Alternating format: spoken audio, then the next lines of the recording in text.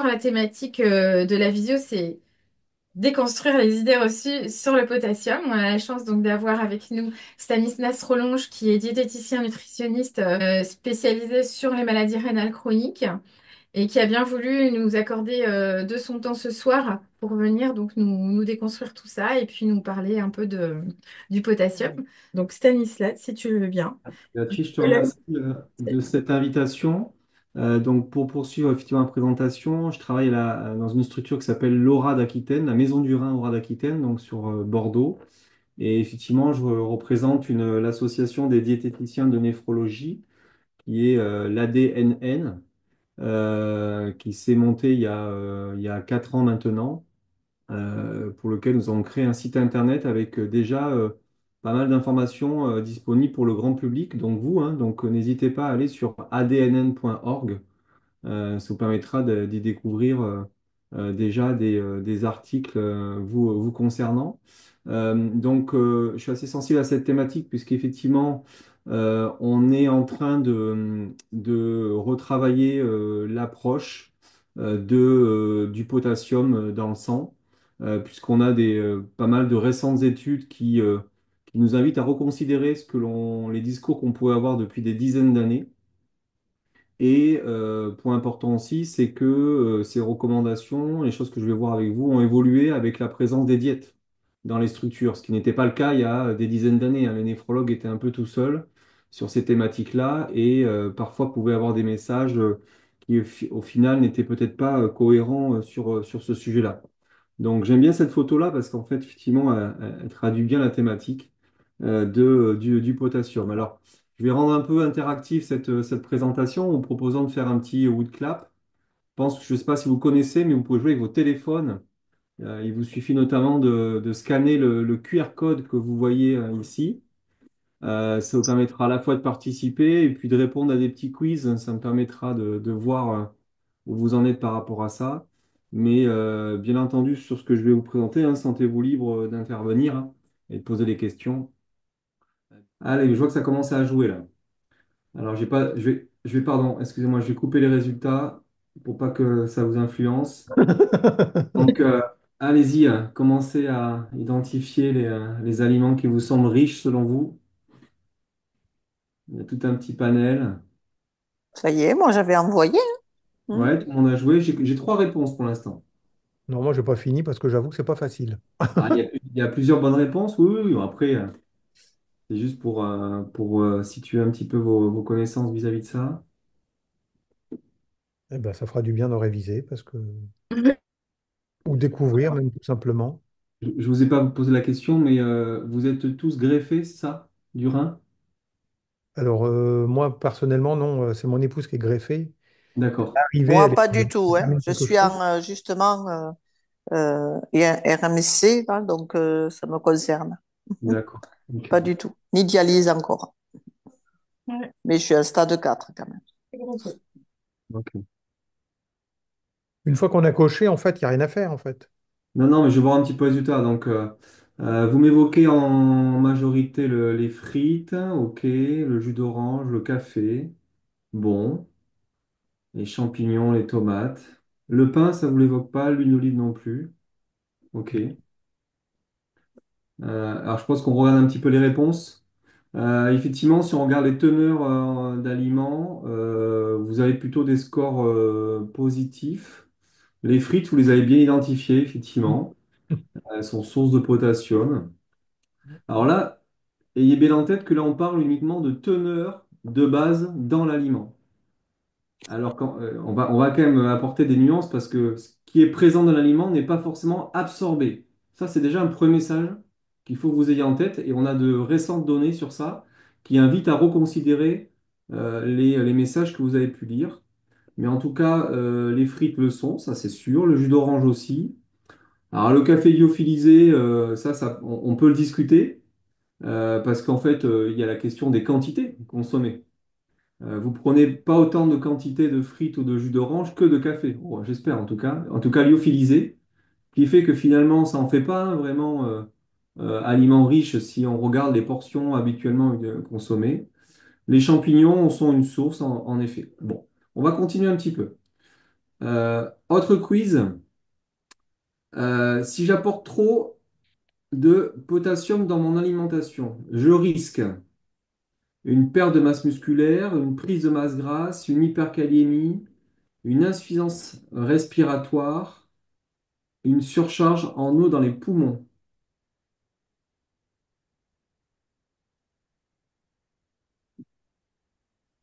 Toujours intéressant de poser ce genre de questions parce que parfois vous entendez des messages qui vous invitent à faire attention, mais pour autant sans forcément connaître les conséquences et parfois on se fait des idées.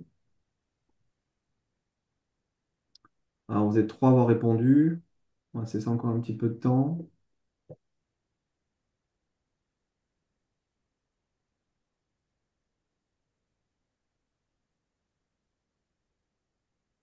On voit que ça réfléchit ou ça ose pas, je ne sais pas.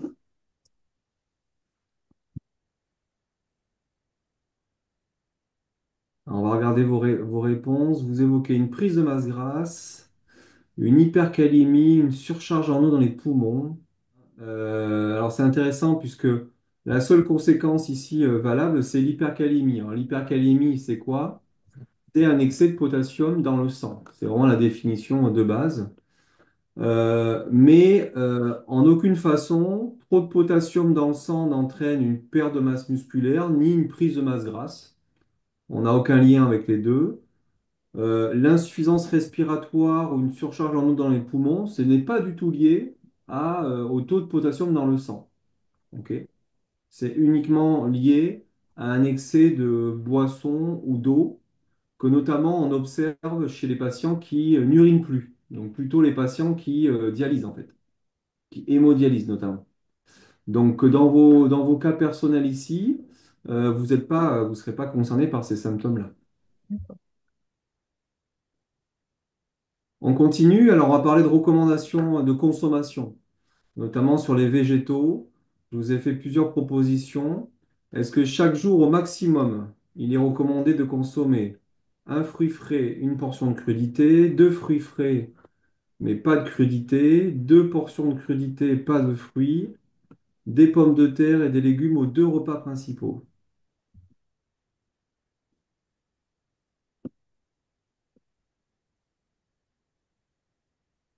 Il n'y a qu'une seule réponse possible. Allez-y, vous en avez la possibilité, je pense, en termes de réponse.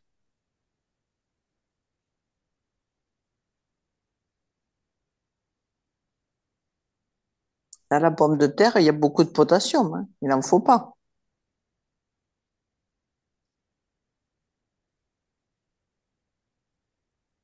Allez, je vous laisse continuer à répondre.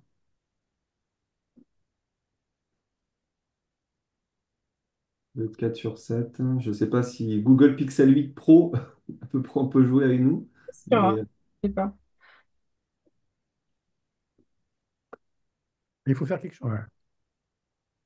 on vous laisse réfléchir quelques secondes.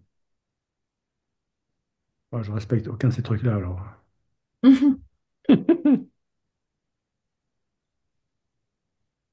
Alors, regardons les réponses si vous voulez bien. Cette réponse qui était valable, c'était un fruit frais et une portion de crudité au maximum. Alors, les versions crues des végétaux apportent un peu plus de teneur en potassium. Vous verrez que par la suite que la cuisson fait diminuer, enfin, certains types de cuisson font diminuer la teneur initiale en phosphore. Alors, la question était la même, pardon, c'était un doublon. Le potassium, pour résumer déjà, c'est quoi? C'est un minéral, un peu comme le calcium, mais comme d'autres minéraux. Il est dans les cellules, en majorité. Ça, c'est important que vous ayez ça en tête. C'est que quand on vous mesure le taux de potassium dans le sang, on s'intéresse finalement qu'à 2-3% du potassium qu'on a en totalité dans le corps. Quel est son rôle?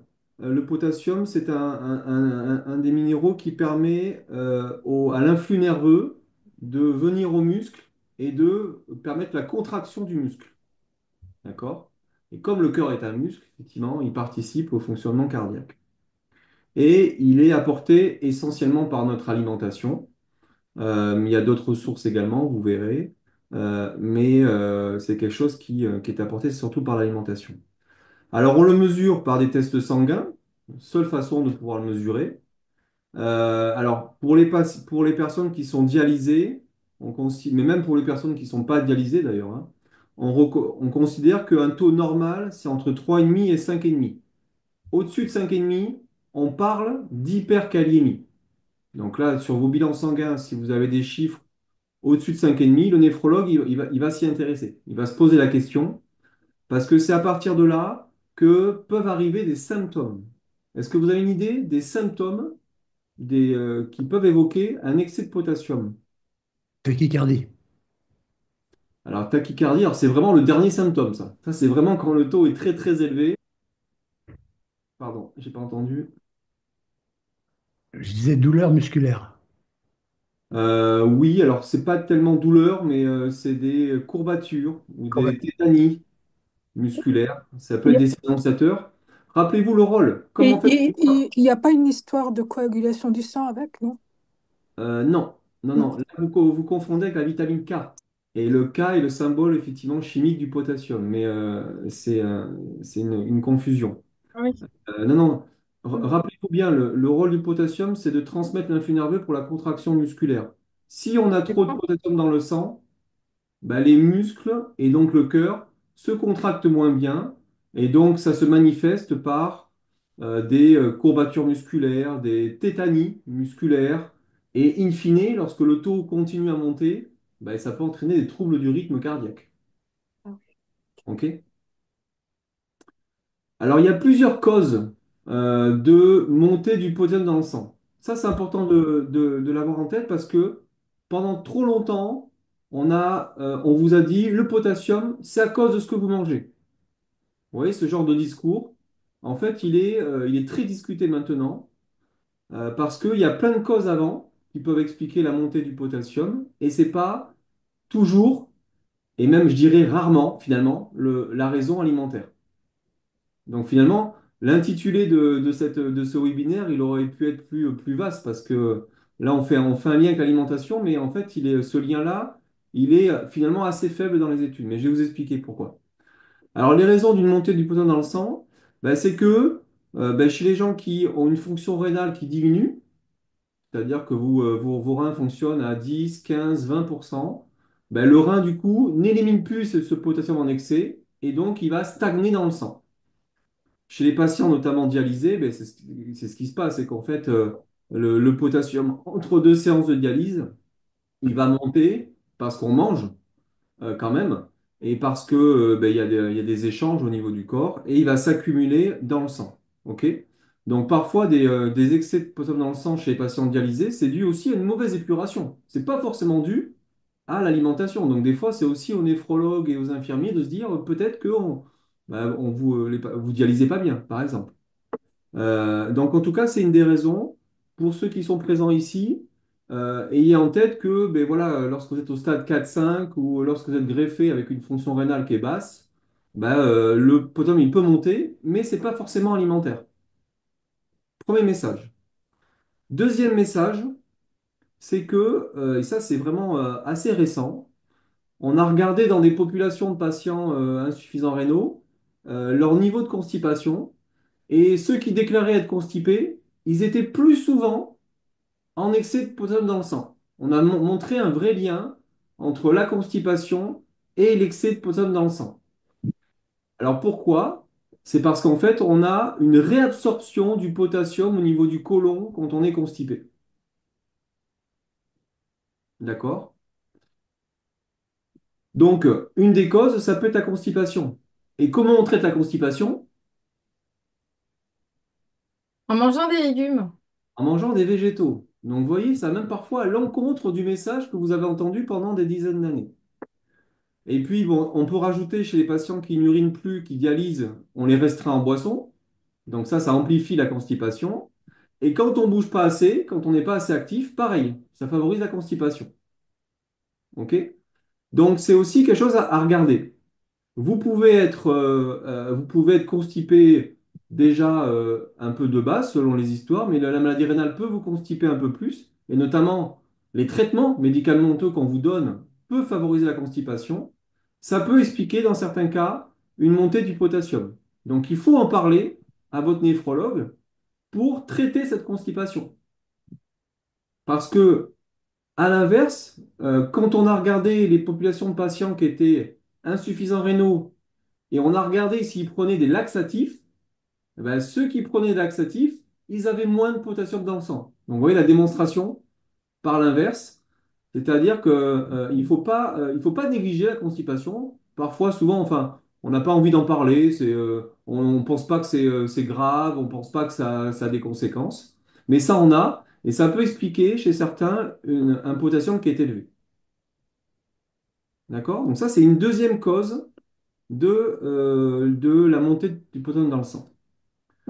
Autre cause, ben, c'est le diabète. Le diabète, quand il est mal équilibré, ben, ça fait sortir du potassium de la cellule dans le sang. Ok. C'est à cause de la mauvaise efficacité de l'insuline que l'on produit et qui fait que le potassium sort dans le sang. Donc, oui, c'est pas du tout alimentaire, au contraire. Donc, il faut s'intéresser à comment améliorer la gestion de son diabète si on est diabétique. Ça peut être une des causes de l'hypercalémie. Ça va? Vous me suivez? Oui. Quatrième cause non alimentaire, toujours, et là c'est un peu plus compliqué à comprendre, c'est que vous pouvez avoir de l'acidité au niveau sanguin. Je ne sais pas si on en a déjà parlé, peut-être qu'on vous donne du bicarbonate, peut-être que votre néphrologue vous donne du bicarbonate. Pourquoi il vous donne du bicarbonate? C'est pour faire remonter ce résultat-là, là on appelle ça la réserve alcaline, ou carrément le taux de bicarbonate. Et ce que l'on sait, c'est que quand on est acide un petit peu au niveau du sang, ben, ça fait sortir du potassium de la cellule. Pareil. Hmm. OK? Donc, ce n'est pas toujours alimentaire. Et je me rends compte que j'ai encore oublié une autre cause. Je vous m'en excuserez. Et je vais la rajouter comme ça, je ne l'oublierai pas sur la prochaine fois que. Ouais, je vais faire la diapo avec vous. Les causes non alimentaires, ben, ça peut être lié à une prise de sang Oui. réalisée avec garrot. Oui, Non. avec Garot. Ah, vous le saviez ça, d'accord. Ou alors, ça peut être aussi des tubes de prélèvement sanguin, prélèvement en sanguin, qui n'ont pas été analysés tout de suite. Ils ont stagné dans les tubes. Le laboratoire les a laissés dans un coin, ça a stagné, et le sang s'est hémolysé. Donc les globules se sont cassés et ils ont libéré du potassium. Hmm. D'accord? Donc parfois, c'est une erreur du laboratoire ou une conséquence du mode de prélèvement. Donc c'est pour ça que souvent les néphrologues, au début, ils vérifient. Ils vous demandent de refaire une kaliémie. OK? Donc avant de regarder si l'alimentation peut être responsable, il faut effectivement regarder s'il n'y a pas des causes non alimentaires. Il y a d'autres causes que je n'ai pas encore notées ici parce que c'est un peu plus subtil, mais certains médicaments peuvent, lorsqu'ils sont au bout de leur efficacité, entraîner, pareil, une montée du potassium. C'est notamment les IEC qu'on donne beaucoup, hein, que les néphrologues donnent beaucoup, et ça protège le rein, hein. Ce sont des médicaments qui protègent les reins. Mais à un moment donné, plus la maladie évolue, ben, plus ces traitements-là peuvent favoriser la montée du potassium. OK? Les IEC, c'est les inhibiteurs de l'enzyme de conversion, mais c'est quel médicament en général, je ne me rappelle plus. Ah, il y en a trois ou quatre. Il y en a trois ou quatre. Pauvel, Oui, non? parce que c'est Le Forxiga? Non. non, c'est des glyphosines, le Chlorphida. Euh, euh,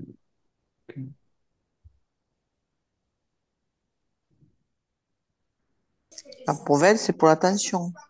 Oui, mais c'est aussi et beurre de je sais pas quoi, là. C'est pour ça. on a comment ça s'appelle? Le Ramipril. Voilà. Ramipril, c'en est un classique Et qui est oui, prescrit. c'est Euh, on a le Coversil. d'accord. Le Coversil, par exemple. Bon, il y en a pas mal, hein, donc posez Oui, la question. Effectivement, votre néphrologue aura votre ordonnance, mais le Ramipril, c'est un classique, par exemple. tout à fait. Après, dans certains cas, ça peut être alimentaire. OK? Alors, quelles sont notamment les causes? Alors, on le devine bien, par exemple, en dialyse. En dialyse, c'est bien clair. Quand les gens, entre deux dialyses, mangent de manière très importante, parce qu'en fait, la notion de quantité, elle est importante. OK?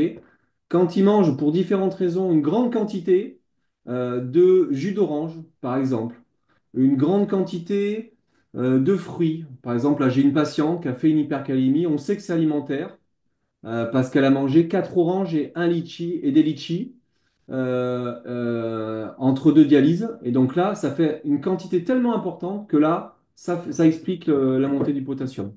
Mais ça ne veut pas dire, ce qu'il ne faut pas comprendre, ça ne veut pas dire qu'il ne faut pas manger de fruits et légumes. Parce qu'en fait, vous allez voir que les fruits et légumes ont plein d'intérêts nutritionnels.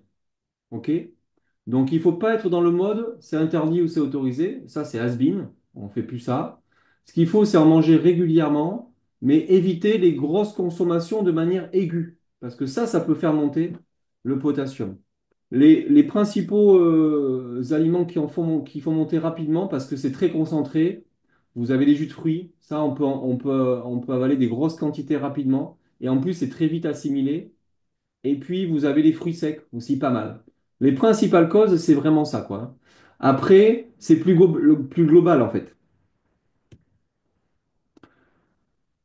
Après, vous allez dire, bah, il suffit d'aller voir les listes d'aliments qui sont très riches et puis il faut les supprimer. Ça, c'est ce que font plein de patients pour se simplifier la vie, hein.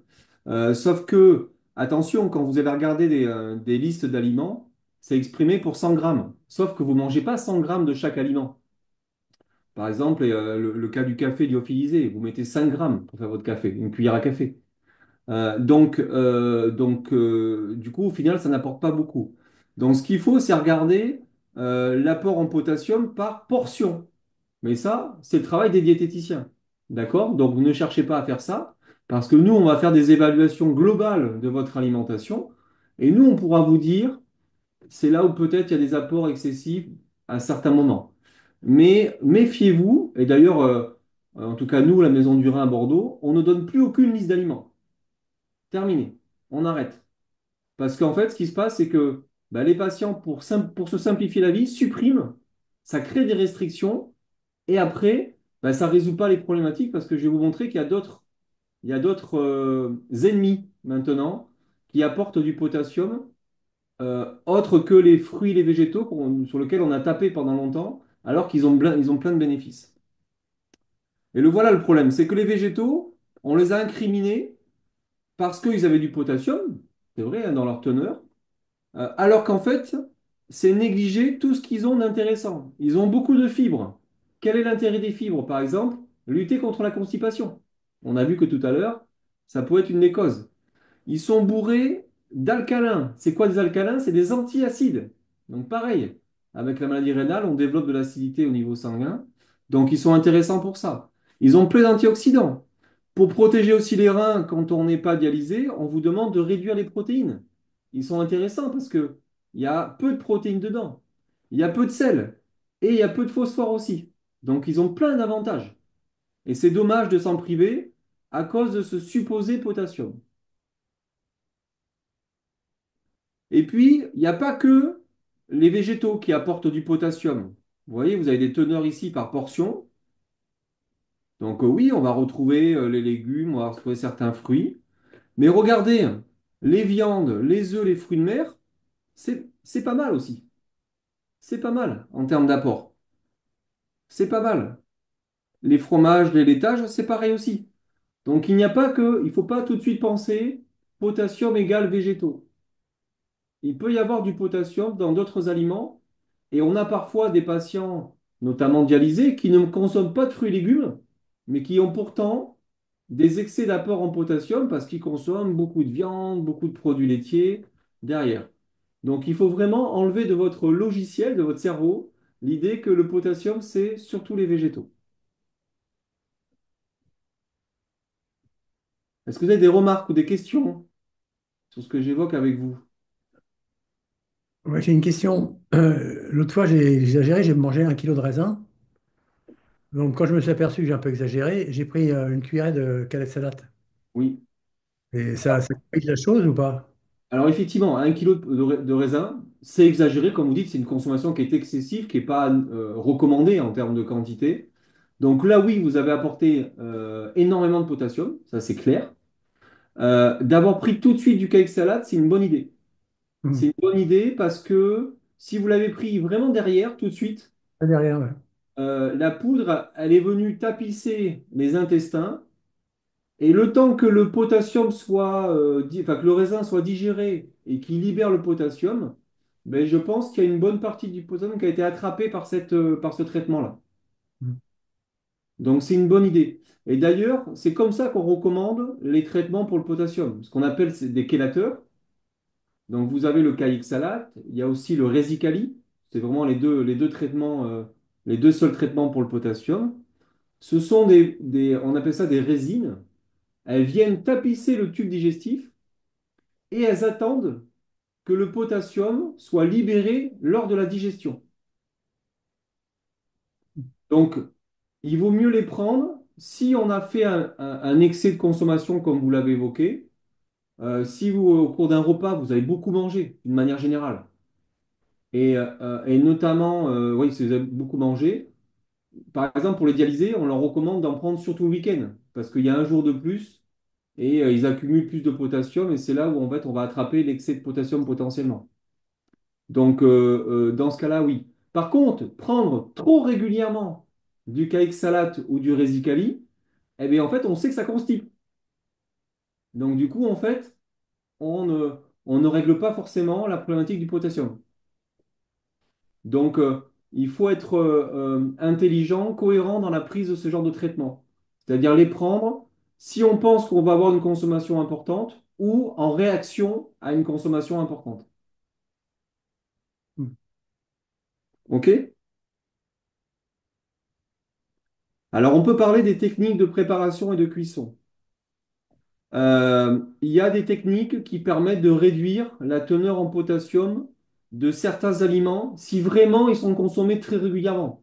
On a des gens hein, dans leurs habitudes, on prend dans le Nord par exemple, je ne sais pas si vous êtes issu du Nord, la consommation de pommes de terre par exemple, elle est quotidienne chez les patients. Donc c'est compliqué aussi parfois à un moment donné de changer les habitudes.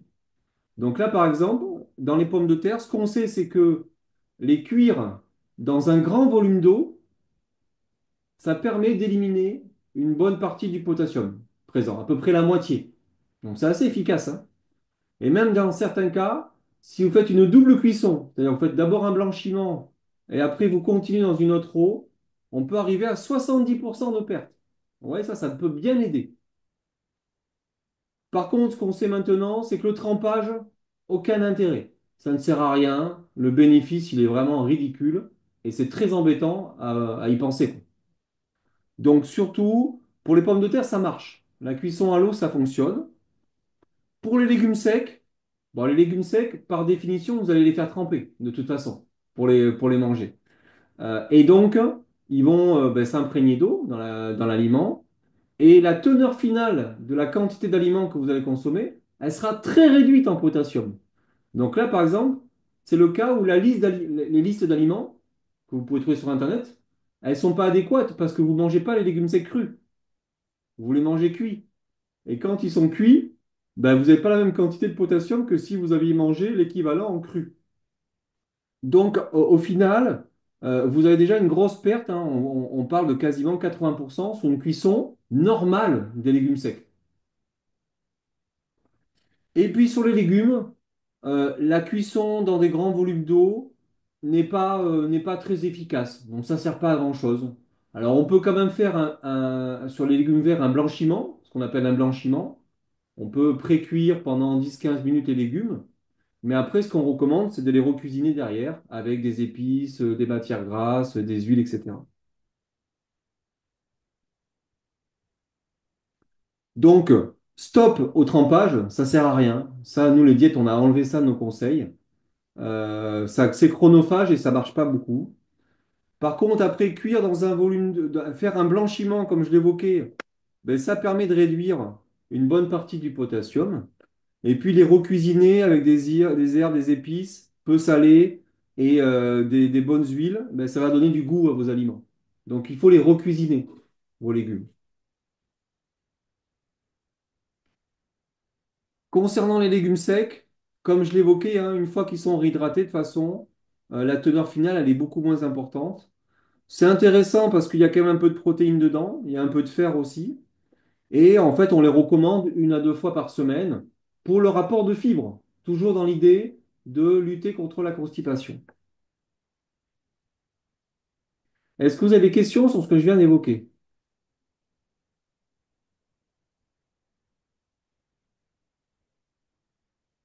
Oui, l'apport des légumes secs, parce que c'est vrai que les légumes secs, c'est pareil, ils étaient quasiment à proscrire avant Oui. dans le régime alimentaire des dialysés. Donc, je dirais, est-ce que dans le régime alimentaire, quand on parle par exemple de greffe, c'est un apport intéressant, les légumes secs? Ouais, en fait, ils seront intéressants parce que même s'ils apportent des protéines, ils sont moins protéinés que la viande, la volaille, le poisson ou les œufs. Donc même quand on est greffé ou au stade précoce de la maladie rénale, il est quand même recommandé de diminuer ses apports en protéines si on en mange si on en mange trop. Donc les légumes secs, ça peut être quand même un aliment qui va être consistant, qui va rassasier à la place de la viande ou de la volaille, tout en apportant peu, en tout cas moins de protéines. D'accord. D'accord. Donc ça déjà, c'est bon pour tout le monde. Et même chez le dialysé, comme je vous le disais, on en met. Pourquoi on les a... Avant, en fait, on s'était proscrit? Parce que, entre guillemets, hein, bêtement, on s'était uniquement basé sur la teneur de l'aliment initial et on s'était dit, ben, tout est absorbé, donc forcément, ça va monter. C'était un raisonnement un peu simple, trop simpliste, et dans la réalité, c'est pas si évident que ça. Donc, on est en train de les réintroduire parce qu'ils apportent beaucoup de fibres et on a des problématiques de constipation chez les patients qui dialysent. Par contre, les fruits à coque, fruits oléagineux, fruits à coque, fruits secs, sont quand même très riches en potassium. Et même sur des petites quantités, on peut, d'ailleurs c'est déjà difficile d'ailleurs parfois de résister à une seule poignée d'oléagineux comme c'est recommandé. Parfois c'est difficile. Donc ça peut apporter beaucoup de potassium au final si on en mange des grosses quantités. Il n'y a que chez les gens qui vraiment ont trop de potassium qu'on leur demande de modérer cette consommation. Mais chez les gens qui n'ont pas d'excès de potassium, ça peut être consommé, mais sur des quantités qui sont raisonnables. D'ailleurs, ça me fait penser que j'évoque aussi un sujet, c'est que euh, on donne des conseils alimentaires éventuellement de réduction au potassium que chez les gens qui sont en excès dans le sang. Ok. Les recommandations, elles disent, les gens qui n'ont pas de problème de potassium, on les laisse tranquilles et qu'ils mangent des végétaux, qu'ils continuent à manger des végétaux. Ok. Donc, les ateliers qu'on pouvait faire avant de prévention de l'excès de potassium, ils ont plus lieu d'être parce il n'y a que vraiment si on est en excès qu'il faut s'interroger. Donc là, vous avez des exemples de quantités qui apportent autant de potassium qu'un fruit frais. Donc, bah, ça peut être peu hein, pour certains, selon les habitudes. Donc, parfois, ça peut majorer effectivement des apports en potassium. Alors, je vous ai mis un petit quiz au sujet des fibres pour savoir si vous mangez assez de fibres. Est-ce que vous vous êtes posé la question si vous mangez assez de fibres? Eh bien, je vous proposerai de tester éventuellement ce petit quiz chez vous pour savoir si vous apportez suffisamment de fibres dans votre alimentation. Parce que c'est un vrai conseil maintenant diététique, hein. Nous, les diététiciens, on cherche à ce que vous mangez suffisamment de fibres pour toutes les raisons que je viens d'évoquer. Donc là, vous pourrez peut-être revoir la vidéo et faire le petit quiz de votre côté pour savoir où vous en êtes. Et sachez que quand on est constipé vraiment chronique, il y a des solutions qui existent aussi, comme les poudres de fibres. On en propose en enrichissement de l'alimentation pour apporter beaucoup plus de fibres et lutter contre la constipation.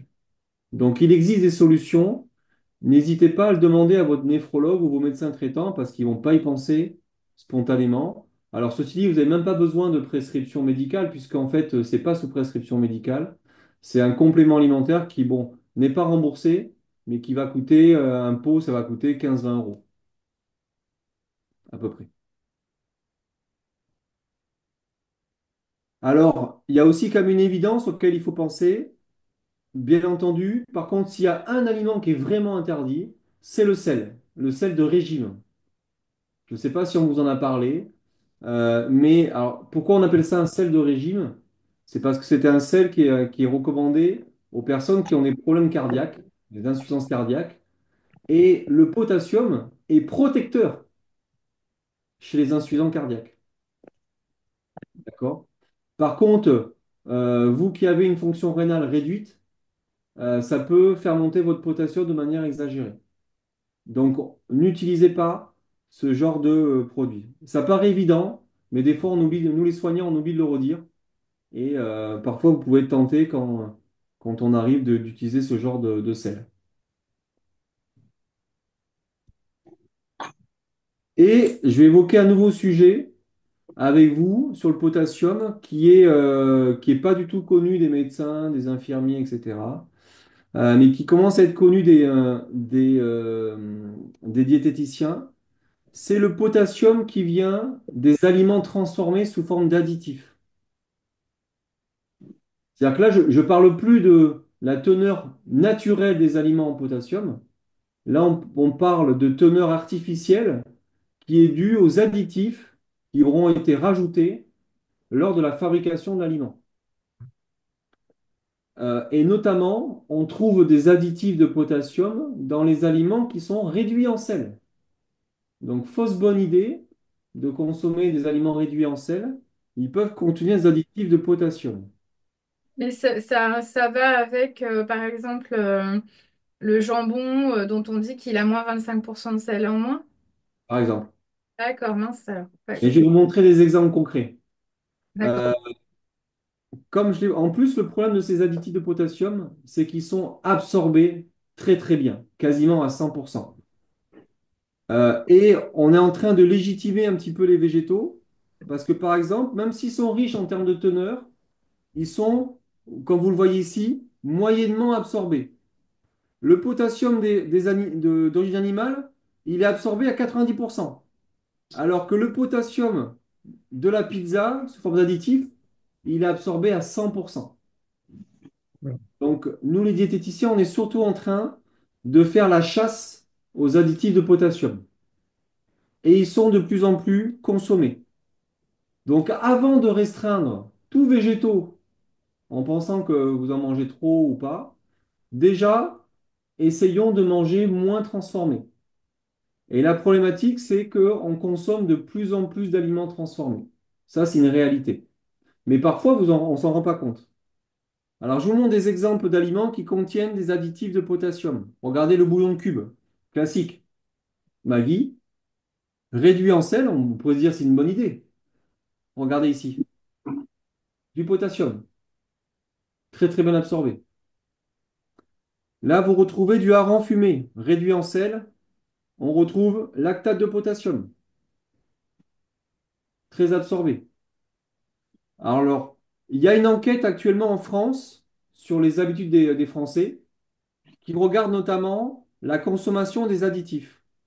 Vous en avez 5 issus du potassium dans le top 50. Donc, vous voyez sans doute que vous mangez des additifs de potassium dans le choix de vos aliments. Donc, il faut surtout éliminer eux en priorité parce qu'ils sont absorbés à 100%. Alors, je vous ai mis la liste ici des additifs de potassium. On ne va pas les revoir en détail tous. Ils sont très utilisés et notamment dans presque tous les aliments.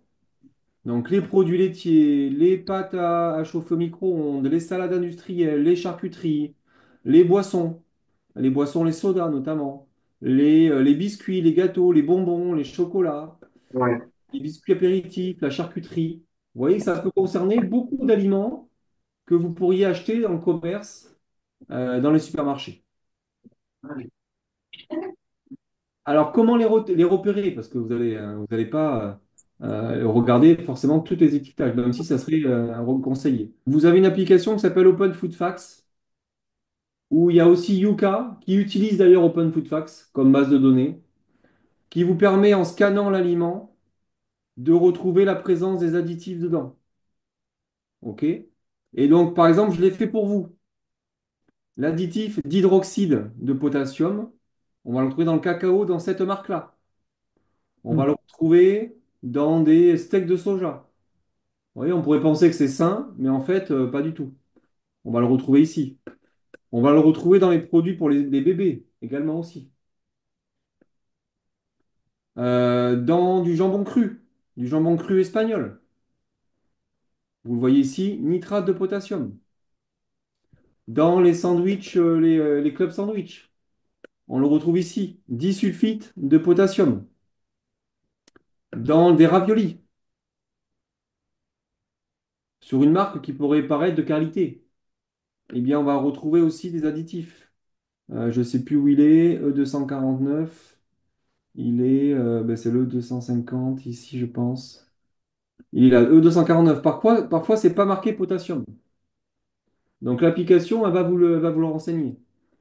Vous avez dans la ricorée, orthophosphate de potassium. Alors là, c'est pire parce que ça apporte à la fois du phosphate et du potassium. Dans les boissons au soja, dans le café, dans les soupes instantanées, vous le retrouvez dans les ingrédients. Dans les gâteaux pour l'apéritif, dans certains bouquets garnis, là on retrouve la chlorure de potassium. On retrouve ça dans la charcuterie qui pourrait paraître traditionnelle. Là, vous le retrouvez, le 508, il est ici. Et ça, du jambon de dinde. On le retrouve dans des produits sucrés aussi, dans du chocolat, dans des gâteaux, dans des toasts, dans des nouilles surgelées asiatiques. Vous allez retrouver les ingrédients dedans. Donc, il faut regarder. Regardez ce que vous achetez habituellement, scannez-les, et si vous voyez qu'il y a du potassium, mettez ça de côté. Changez de marque. Parce que c'est une histoire de marque, hein. C'est pas forcément une histoire de produit. Donc, scannez un petit peu vos choix alimentaires. Ça vous aidera déjà aussi à évacuer les sources inutiles de potassium sous forme d'additifs qui sont très absorbés. Donc, au final, nous, on est en train de changer un peu nos recommandations. Avant, on vous disait de ne pas manger trop de fruits et légumes. Alors, c'est toujours valable. On évite des grosses consommations excessives. Mais par contre, on va vous demander d'en manger suffisamment. Ça, c'est nouveau. Pour l'apport de fibres, pour l'apport d'antiacides. Donc, bah voilà, on parle de 4 portions de fruits et légumes conseillés chaque jour. Ce qui est déjà pas mal, hein, vous voyez, donc on est très loin de la restriction ou des interdits qu'on pouvait avoir avant, hein. On vous conseille d'en consommer. Alors, on parle de portions. Discutez avec vos diététiciennes de c'est quoi une portion. Mais une crudité par jour, c'est bien. Une fois des légumes ou des pommes de terre à l'un des deux repas chaque jour, c'est recommandé. Un fruit frais, une compote, pourquoi pas? Et là, vous avez des exemples de portions recommandées. Si vraiment vous avez peur, donc le raisin tout à l'heure qui était évoqué par Pierre, effectivement, le raisin, on part d'une dizaine de grains, ça fait à peu près 100 grammes. Si vous avez mangé 1 kilo, vous avez mangé 10 portions de fruits. Donc là, on voit bien qu'effectivement, on était dans le côté excessif. D'accord? Mais bon, vous avez bien réagi en prenant le traitement pour éviter qu'il soit absorbé. Donc, on peut de temps en temps gérer ça comme ça. Bien évidemment, on n'est pas tout le temps là en train de contrôler son alimentation. Mais il faut éviter d'être toujours dans cette réaction. Parce qu'à un moment donné, cette prise trop régulière de traitement, elle est néfaste. Elle peut être constipante. Et ils nous disent d'en prendre le week-end, le samedi et le dimanche. Ben, oui, les néphrologues disent ça, c'est notamment pour les patients dialysés, parce qu'il y a un jour de plus Oui. de stockage sans dialyse. Donc le risque de dépasser le taux, il est plutôt présent sur le week-end. Et puis aussi le week-end, c'est le moment où on a un peu plus de repas de famille, de repas entre amis, où on peut avoir un peu plus d'excès alimentaire. Donc par anticipation, il vous le propose de les prendre plutôt effectivement à ce moment-là. Donc j'en ai un peu terminé avec ce diapo-là, mais ayez en tête que les végétaux ne sont pas à supprimer. Ça, c'est hyper important. Ils ont plein d'avantages. Il faut en consommer régulièrement dans des quantités suffisantes en évitant de faire les excès qu'on a évoqués ensemble. Si vous avez trop de potassium dans le sang, ce n'est pas forcément de votre faute et de votre comportement alimentaire. Ça peut être lié à un diabète qui se déséquilibre si vous êtes diabétique. Ça peut être lié à un taux d'acidité qui monte dans le sang. Ça peut être lié à certains traitements qui deviennent un peu inefficaces, qui peuvent entraîner ça. C'est pas qu'ils soient inefficaces, mais ça peut être une conséquence de traitement. Ça peut être le fait de la constipation. OK? Donc d'abord, il faut se poser ces questions-là. Et ça peut être aussi la question d'un prélèvement. S'il y a eu un garrot ou pas, ça peut expliquer une montée de potassium. Donc ne vous culpabilisez pas tout de suite, d'accord, sur ça. Parfois, donc, il y a les hypercalémies que vous ne pouvez pas vous-même expliquer. Mais surtout, ne supprimez rien. La suppression n'annule rien.